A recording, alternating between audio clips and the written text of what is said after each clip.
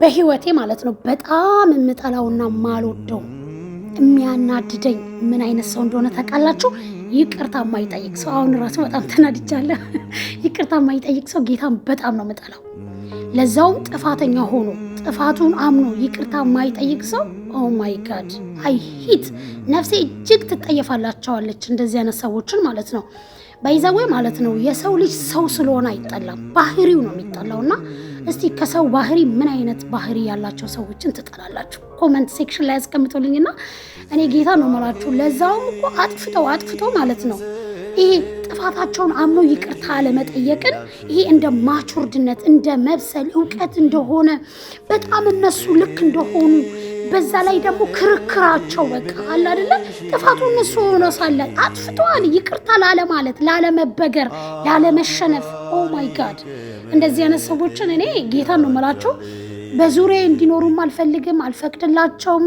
በጓደኝነትም በቤተሰብም በፍቅረኛም ኢምፖርታንት ደግሞ ፍቅረኛ ካል በፍቅረኛ በጮኛ ኦር በባል በትዳር ውስጥ በጣም ይቅርታ ማመስገን ግዴታ ነው። ይቅርታ መጠያየቅና መመሰጋገን ኦኬ።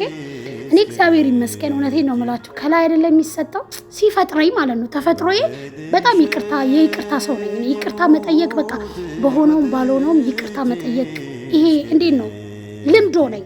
ማመስገን እግዚአብሔር ይመስገን እንደዚህ አይነት ነገር እና የሌላችሁ ሰዎች እባካችሁን ተለማመዱ። ይቅርታ መጠየቅን አትከራከሩ።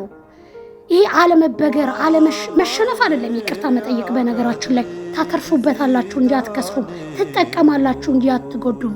እመኑኝ እውነቴን ነው የምላችሁ። እንኳን አጥፍታችሁ ተውና ማለት ነው ሳታጠፉ ራሱ እኮ ነገሮችን ለማቀዝቀዝ ችግርን ለማለፍ ለማቀዝቀዝ ኦር ደግሞ ያንን ሰው ላለማጣት ይቅርታ መጠየቅ የሌለባችሁ ቦታ ራሱ የምትጠይቁበት ፓርቲ ይኖራል። በቃ ምንም ችግር የለውም። ምን ችግር አለው? ይቅርታ ስላላችሁ የምትጎዱት ነገር አለና በጣም ነው የሚያናድዱኝ እንደዚህ አይነት ሰዎች፣ በጣም የሚከራከሩ። ከእንደዚህ አይነት ሰዎች ጋር መኖር በጣም ከባድ ነው። እውነቴን ነው የምላችሁ። ሁሌ እንዳቆስሏችሁ፣ ሁሌ ልባችሁን እንዳሳዘኗችሁ፣ ሁሌ እንዳስለቅሷችሁ ነው የሚኖሩት እንደዚህ አይነት ሰዎች። በይቅርታ እንኳን ልባችሁን እንዲያረጋ እናንተ እንድትዝናኑ ምናምን እና ባይዘዌ ሲጀመር አይ ቲንክ እኔ እንደዚህ አይነት ሰዎች የሚወዷችሁ ለእናንተ ቫልዩ የሚሰጡ ናቸው ብዬ አላስብም። ስለዚህ አጥፍተው ጥፋት ይቅርታ የማይሏችሁ ሰዎች በዙሪያችሁ ካለው ራና ወይ ጋይስ ራቋቸው። ጌታ ነው የምላችሁ በጣም ከባዶች ናቸውና በጣም ነው የምጠላው እንደዚህ አይነት ሰዎች። በጣም ይከራከራሉ።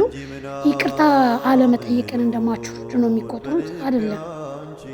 ያለ መብሰል ምክንያት ነው ይቅርታ አለመጠየቅ። ቴንክ ዩ ሶ ማች ስላዳመጣችሁ። ኮፒ ሊንክ፣ ሼር፣ ሪፖስት አድርጉ። ባይ